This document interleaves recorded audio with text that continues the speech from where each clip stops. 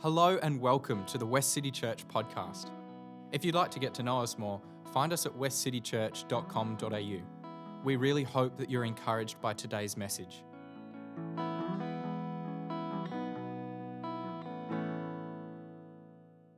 really glad we set the rogue theme before I got the mic, so that's handy. You guys that don't know me, my name is Adele. I'm incredibly good at sitting down and even better at asking for help.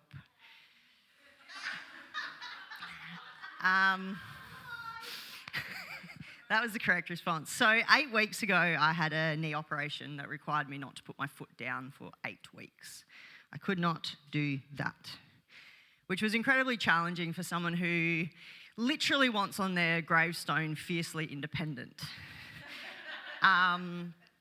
So I decided to rent a wheelchair. I thought, my wife will go to work, I'll be left unsupervised, we live in West Perth, I can get on the buses, I can get coffee, I can get food, nothing's going to stop me with my one foot.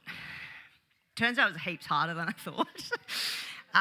So I had an initial goal to have arms like Jess Fox at the end, which I failed to achieve. But what really troubled me about this 6 weeks period in a wheelchair was how kind strangers were to me, which I don't like at all. I'm very, very uncomfortable with this. So one day I went to see my mum, so, get myself on the cat bus, ask the bus driver to lower the ramp, and then he has to bring the hydraulics down while 50 people wait for you to get on. And then I'm trying to get up this ramp, and people would just kidnap me. They'd just grab me and pull me up. And I was like, no, I've got this. This theme continued for 6 weeks.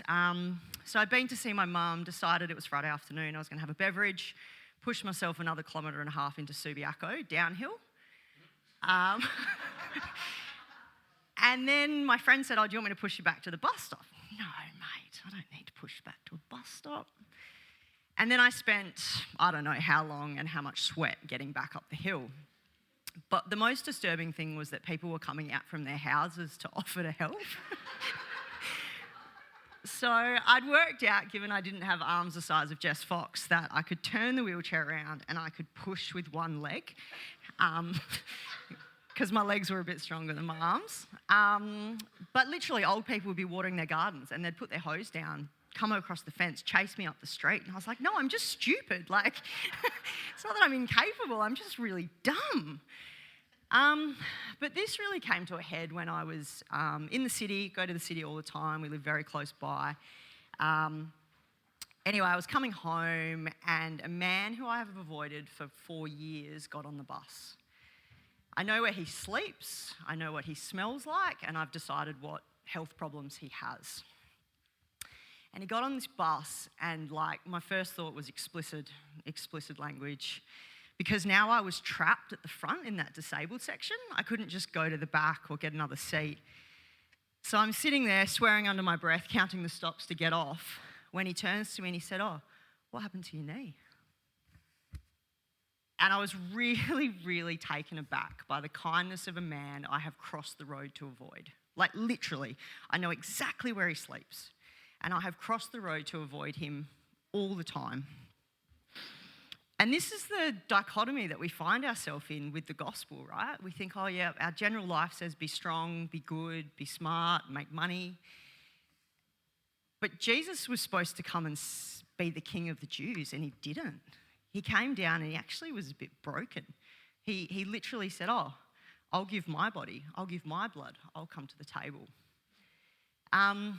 So there's a verse in 2 Corinthians 19 and it says, my gracious favour is all that you need and my power works best in your weakness.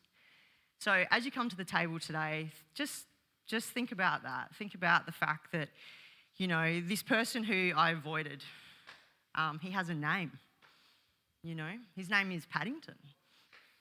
It's not really. His name's Levi.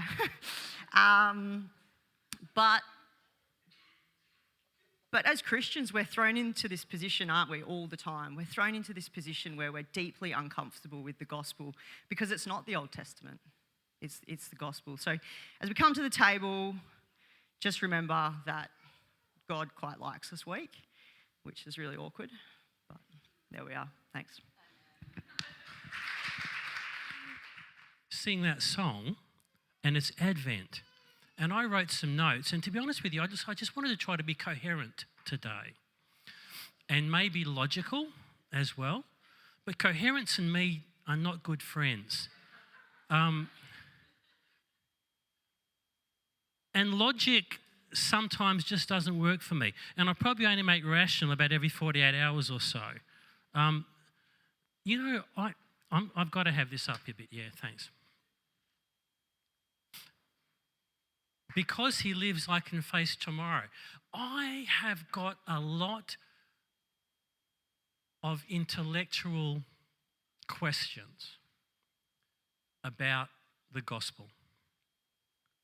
You probably do too, if you've been living more than 10 minutes. Because there's just so many things that exercise our suspicion with what we hear today. And so I'm totally in that.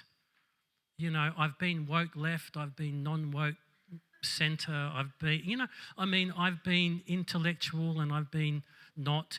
You know, I've went through a period of deconstruction, reconstruction, deconstruction again.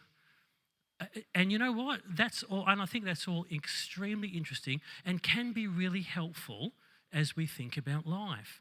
But then when I sing, because he lives,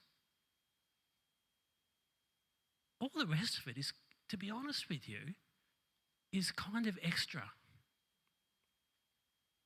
Because Advent is about the fact that he lives.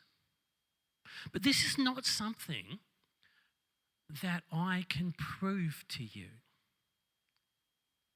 And it's not something that you can prove to me. One thing that we can do that shows some truth is when we love each other and encourage each other and show compassion to each other as a community, but not just as a community, also with everybody that we spend time with and that we interact with. I was talking on Friday night. I was just at a family dinner, and I was saying, I've been, the context was that I'm thinking about all this journey that I've been on. I mean, I'm 64, so I've been on a longer journey than a bunch of you, and maybe not quite as long as some of you. But in that journey, I've had a lot of thoughts, but I've had some key experiences. And one of those experiences was when I was my early walk with Christ. I was 21, and I got involved in this absolutely loony Foursquare Pentecostal church. Right? Now, to be rational, it was pretty crazy. But you know what else it was? It was love. It was loving. It was kind. It was embracing. All the values that, to be honest, my mum was not a Christian, right? I didn't get brought up in a Christian home. But like the really good, those human old-fashioned values, the church lived them in the name of Jesus. And to be honest with you, whilst I've been on a massive journey, I don't regret one moment of that crazy Pentecostal church. Now, of course, I have a problem with some of the really stupid things that Christians sometimes say, and the way that sometimes people who say they speak for Jesus exclude others. I mean, I've got all my opinions on that. But you know what? I don't want to spend time on that today. Advent is a time to think about what really matters. A phrase came to my mind. Can you put that first slide up? The end is the beginning. Now, that picture is my mum. I don't usually get biographical. And that's me.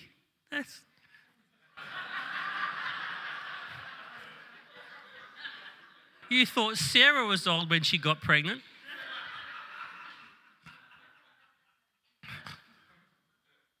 No, that is my mother, and that is her latest great grandchild. And that's kind of cute. But, to state the obvious, one of them is journeying towards an end in this life, and one has just begun. Now, Mum's okay about that, actually, because she knows that the beginning and the end blur into new beginnings. Can you put up the next slide?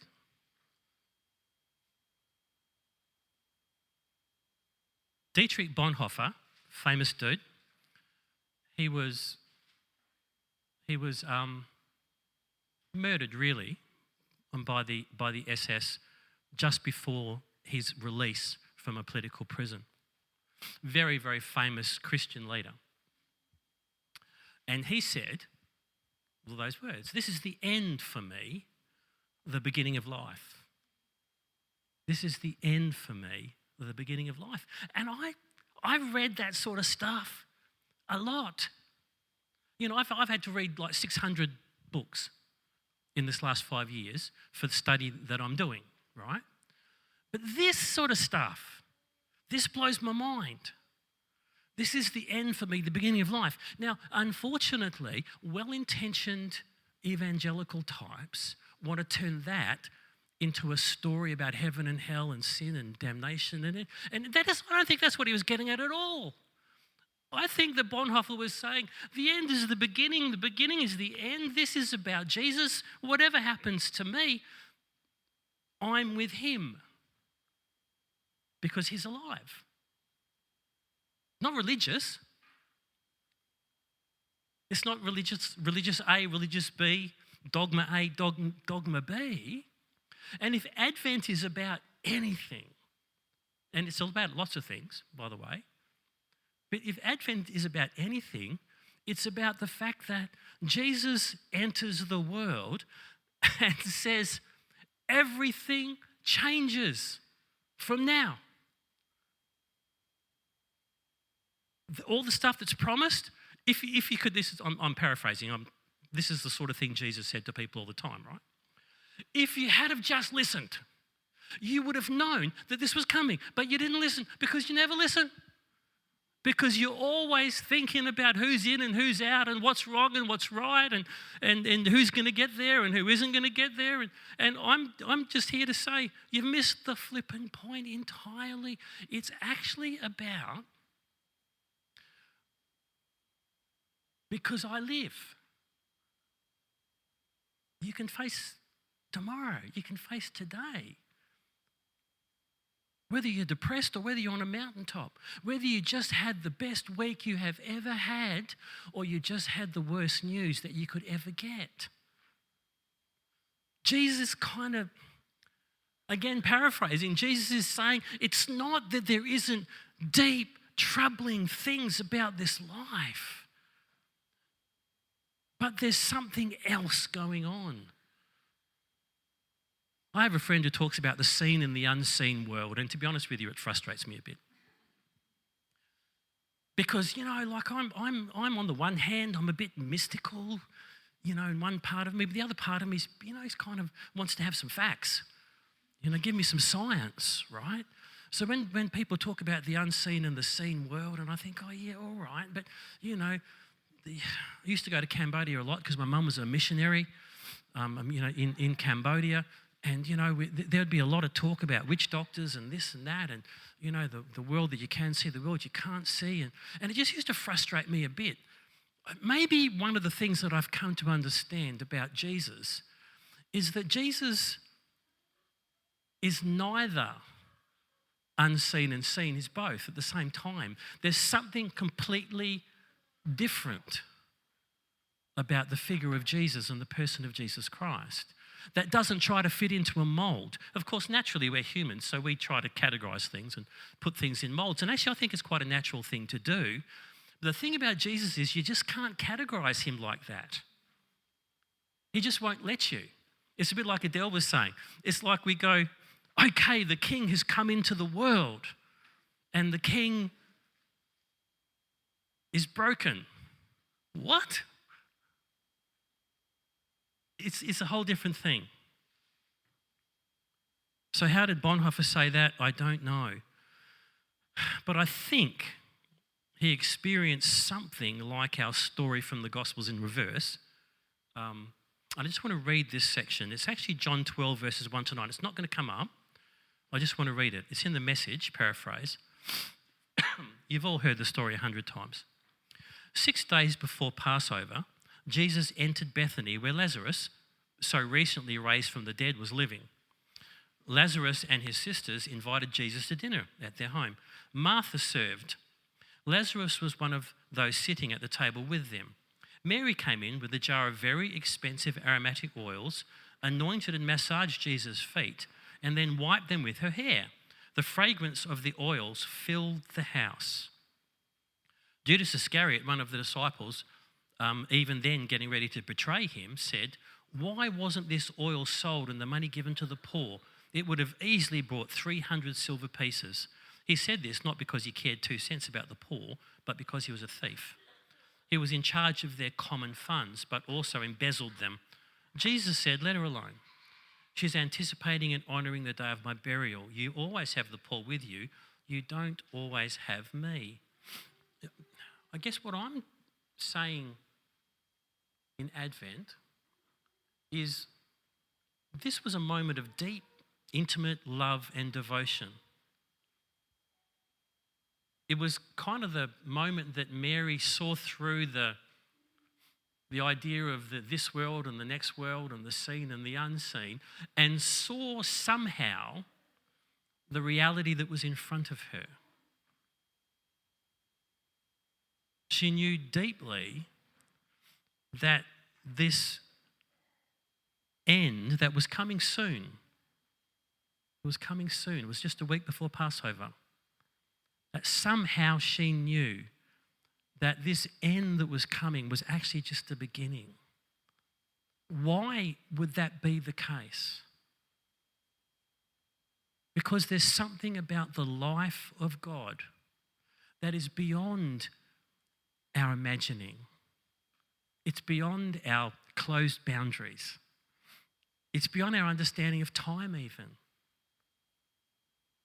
Being in Christ is something other than a human construct, but a very mysterious construct nevertheless. And I don't think I will ever get my mind around it. I don't think so. I want to read something again I read recently that Rowan Williams said. Let me read it. You can read along if you like. It's a bit long, but bear with it. He said, "Behind all this lies one very basic theological assumption, which goes back a very long way in Christian thought, at least as far as St. Augustine at the beginning of the 5th century. The assumption is that before anything or anyone is in relation with anything or anyone else, it's in relation to God. And," said Augustine, "the deeper I go into the attempt to understand myself, who and what I am, the more I find that I am already grasped, addressed, engaged with. I can't dig deep enough in myself to find an abstract self that's completely divorced from relationship. So, for St. Augustine and the Christian tradition, before anything else happens, I am in relation to a non-worldly, non-historical, everlasting attention and love, which is God." Now, forgive the theological words there. Rowan Williams he was the Archbishop of Canterbury actually at one point. He's a smart dude. But what he's saying there is, there's this one thought about being human that's really important to hold on to. And that is before anything else that you are or ever will be, you are already somehow in relation to God. There's already been a call for you to respond to. There's already been a call that you can respond to. He is already there and already was there and already has been there from the very, very beginning. Jürgen Moltmann said it this way, and we're getting to the end of the slide, so don't stress. It is therefore possible to experience God in, with, and beneath every everyday experience of the world if God is in all things and if all things are in God. Jürgen Moltmann said that. He was a young atheist. You might know the story. He was a young atheist, German soldier. And as the Allies were bombing the place that he was living, he was literally seeing people being blown up in front of him and wondering why. But he was an atheist, right? He just felt lost. And then he became a prisoner of war, went to Scotland, and some well-intentioned Christian loonies, probably just like the little Foursquare loonies, he got a Bible. He was reading through the Bible, reading through the Gospels, and he got to the place of the crucifixion, and he said, this person, he had this sort of life-changing experience. He somehow knew, this person knows how I feel. This person knows. And he didn't know how he knew that. He's reading a book. He's reading a Bible, right? But it was like something reached out to him with this uncontestable, pure love. He experienced the end as the beginning. You know what I mean? He experienced something more than we just live in our day-to-day life. And that's a shame, because here's the thing, and maybe the thing which I've been thinking about a lot. This idea of seen and unseen and spirit and flesh, and this kind of dichotomy is not really necessary. We live in a world that is created and sustained by the presence of the Spirit of God. So there is no, Rob Bell said it in a cliche, everything is spiritual. Right now, yeah, he made some connections that I might not necessarily make, but that's okay. But what he was saying, I guess, was that we just somehow don't recognise the holiness that we actually have around us at any moment almost. Some of the most respected Christian thinkers that I really appreciate say the key to this whole deal, and it's so simple, is desire. Want to. To want to. Just that simple, to want to. To desire this depth. It doesn't mean, so many people are, I am a bit emotional, right? I'm a bit more artistic and emotional, and I'm a little bit more on that side of things. Is that the left-hand brain, right-hand brain? I'm a bit more like that, right? But some of you here this morning will be, well, I'm far more type A. I'm far more alpha, right? And that's totally cool. That's brilliant. That's awesome. That's great. That's who you are. But you don't have to be one or the other. You don't have to be one or the other. What you need, and I don't even like saying it like that because it sounds as though I'm trying to be instructive. I'm not. What I have found, what I read in others who have experienced this connection, is it's really pretty simple. It's wanting to. So when I sing, because he lives, I can face tomorrow, it's not a function of a scientific experiment. It's a human heart saying, I really want that. I desire that. That's why communion is so powerful, and for 2,000 years has literally seen transformed lives happen when people simply come to take the bread and the cup. It's the weirdest thing, because there's something about the desire to want that it seems like the Spirit goes, now you're in the game. Yeah, that's it. That's where it is. It's not in whether you're a really awesome person or whether you came from 50 generations of Christians or whether you're going through a deconstruction or a reconstruction or a superstruction or whatever it is you might be going through. These are all fine things. We have intellect. We've got to follow things through. I read a lot and I have a whole lot of thoughts. And you know what? Though at the end of the day, I have a desire to know. A desire to know, is Jesus alive? That's all I want. is Advent real? Is it true? And the best thinkers really that have ever thought sort of say that there is a way that you can know that, and it's just by wanting to. That's pretty simple. Nearly finished. I'm getting a bit passionate.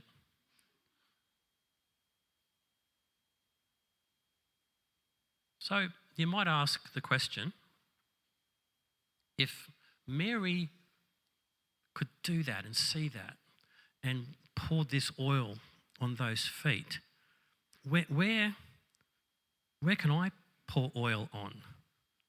Where is Jesus today? Well, I'm glad you asked. Because he's with you. He's with others.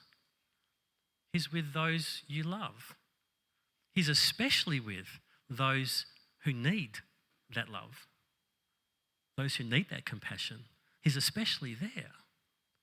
So here's one of the other strange things about the Gospels. Jesus said, if you are willing to pour your oil on people who don't deserve it, who are messed up, who are really in need, then you are actually pouring that oil on my feet. So if there's any practical thing that I would like to get out of Advent, it would be that if I want to live like this is true, that there is something about Jesus that is just not like everything else.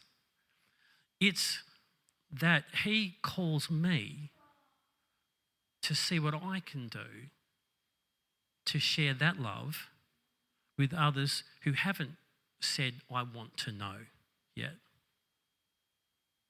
Not to get him into a church, but because that's who he is. So that's who I want to try to be. Okay, I've got maybe one more slide.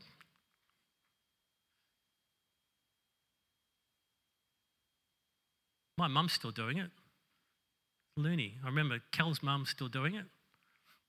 I know little kids that do it. I know full-grown adults that do it. I know 87-year-olds that still do it, still looking for places that they can just call out to show the love of God to because they've been shown the love of God.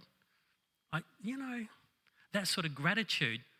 My mum's obviously really grateful that she's got this great grandkid, but I see her all the time doing what she can do to share that love with others, not because she needs anything in return, but because that's who he is. That's who he is. And so when I'm behaving like him, I'm walking with him. It's profound, and it's actually fairly simple. Okay. I think that's the last slide for me. So that's I didn't want to get all kind of deep, really. But it is really deep, isn't it? Advent is a really deep time. Let me say just two things to end. Always be grateful for what you have been given by God. Always be grateful. Always, always, always be grateful. And the second thing is share it. Share that gratitude. Particularly, every part of the year, but at Advent. Because there is something, I've been around a long time, and there is something profoundly different about this person that was born 2,000 years ago that we celebrate even today. And through all my mental gymnastics and my intellectual forays and my suspicions of sometimes what Christian leaders say, in the middle of all that, the person of Jesus Christ, he's the one. He's the one. He's worthwhile. So we're going to come to communion in a sec. If you are handing out the communion, could you... How good was that message? Thank you so much for joining us. Each week at West City, we say a benediction together. We do this because we believe that the purpose of the church is to be a caring community for the world, and that as we go and serve others, we enter into Christ's work of welcome, restoration and healing, both for us and others. We believe that in doing so, we get to see and encounter Christ. So let's say the benediction together. We come together as the church to be reminded of the go of Christ. So we will go out and feed the hungry, go out and clothe the naked, go out and fight for justice, go out and end oppression, go out and proclaim anew the old story, go out and associate with those who don't look like us, think like us, act like us, and don't even like us. And we'll do it all in the name of the one who sent us. His name is Jesus.